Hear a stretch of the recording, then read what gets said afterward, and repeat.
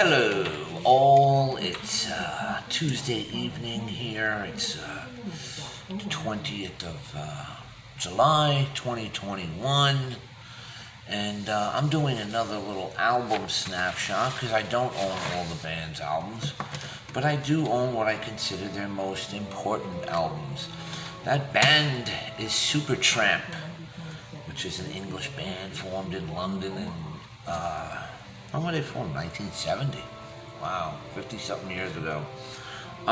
Their heyday was obviously the 70s. They were a prog band, very, very progressive, and then on their, I think it was their third album, they started going more pop, prog. This is an interesting band, Supertramp. I was never really into them, and I just recently got these albums. Now, obviously, was pretty familiar with one of their albums, but these other ones not so much. And what a wonderful surprise it was to listen to them. Absolute brilliant production, brilliant playing, brilliant songwriting, just everything masterful. And they're almost like Pink Floyd meets Queen. I don't know. But yes, very good, very good. They only really achieved moderate success on one of their albums. Pretty decent success. And that was an album which we'll get to in a minute. Roger Hodgson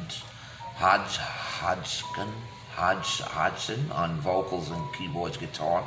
Rick Davies, vocals and keyboards. Those were the two main songwriters and singers for the group.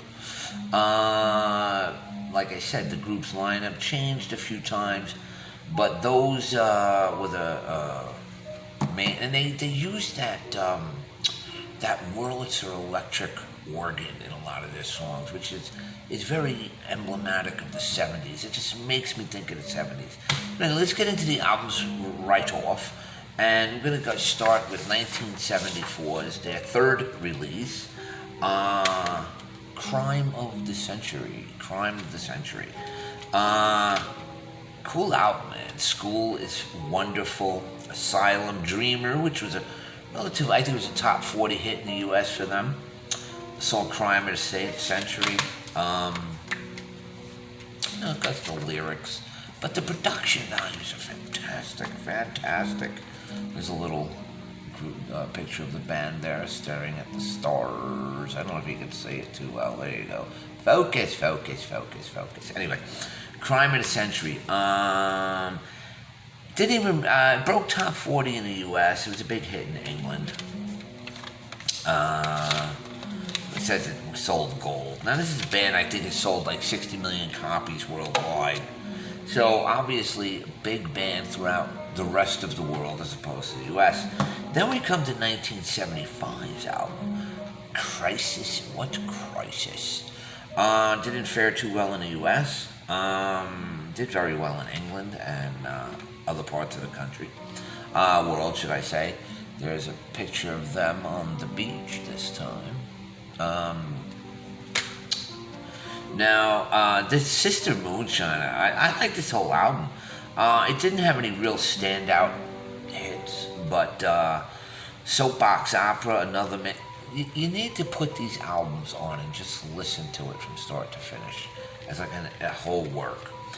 And that's what I like about them, and it's just amazing.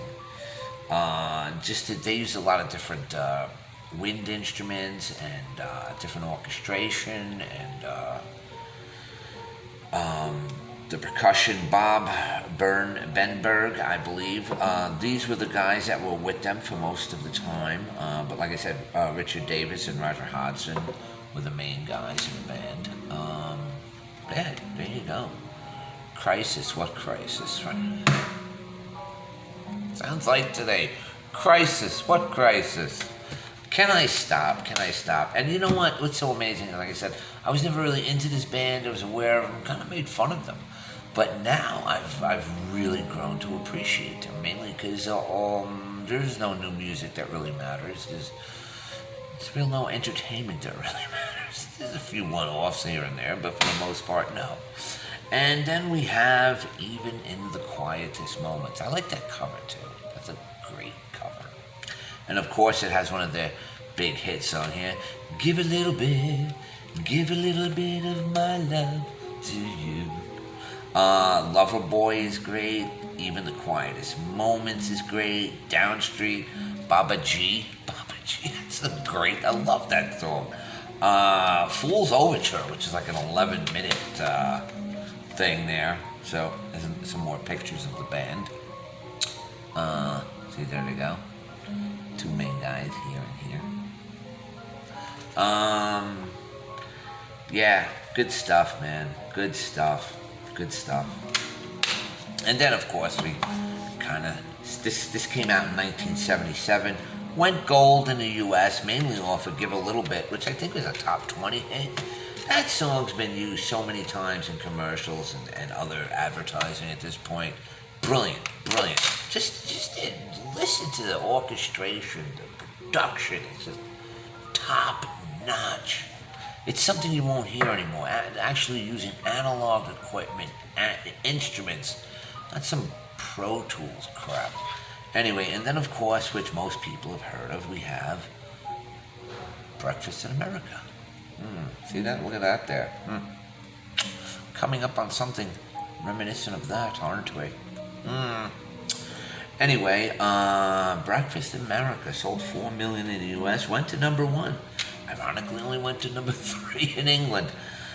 But, of course, we have on here the logical song, Goodbye Stranger, Breakfast in America, Take the Long Way Home, Casual Conversations, which is more of a slower ballad, but Child of Vision, I really like that song. This is kind of a longer one. This is them in the little diner. I wonder where this woman is today.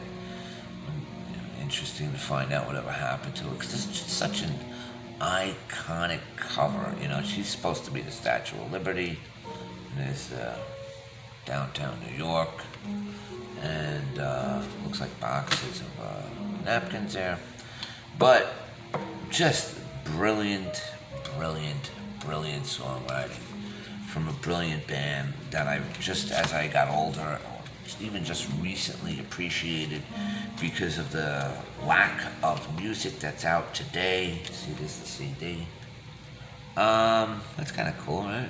Kind of dig that, the little laser. But yeah, there you go. They put a few albums out after this in the 80s, but they kind of just, that was it for them. That was it for Supertramp. So you know what? Go get these 4 Supertramp albums. Sit down, listen to each one, as I did, and enjoy yourself. But there's my little album snapshot. Have a wonderful day.